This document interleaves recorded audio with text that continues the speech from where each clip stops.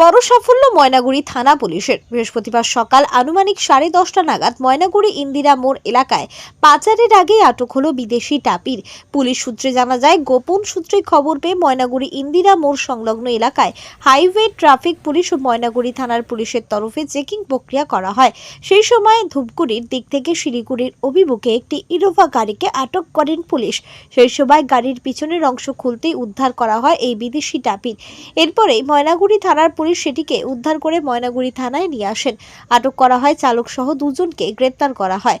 বন দপ্তরের সূত্রে জানা যায়, এই উদ্ধার হওয়া বিদেশি টাপির খুবই কম দেখা যায়। এটি মূলত মালয়েশিয়া সহ বিভিন্ন দেশে পাওয়া যায় বলে জানা যায়, তবে ভারতে এই প্রাণীকে দেখা যায় না বলেই খবর। সূত্র মারফত খবর, এটি মণিপুর থেকে কলকাতার উদ্দেশ্যে নিয়ে যাওয়া হচ্ছিল। কী কারণে এই জন্তুটিকে নিয়ে কলকাতা যাওয়া হচ্ছিল এ ব্যাপারে জিজ্ঞাসাবাদ করা হচ্ছে।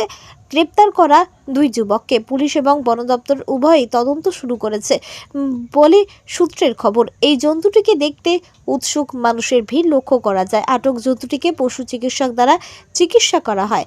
এই দিন দুই ব্যক্তিকে জলপাইগুড়ি আদালতে তোলা হবে বলে সূত্রের খবর। ময়নাগুড়ি থেকে রঞ্জন সাহার রিপোর্ট, হিন্দি নিউজ। সিভিল আছেন তো আপনি? আরেকটা কি আছে? তোমার নাম কি ভাই? হ্যাঁ, কমলেশ সাহা। কি নাম? কমলেশ সাহা। বাড়ি কোথায় তোমাদের? হ্যাঁ, বেহালা। আর তোমার নাম কি? সুমেশ। হ্যাঁ, সুমেশ সুমেশ কি? D Sumesh D Devananda.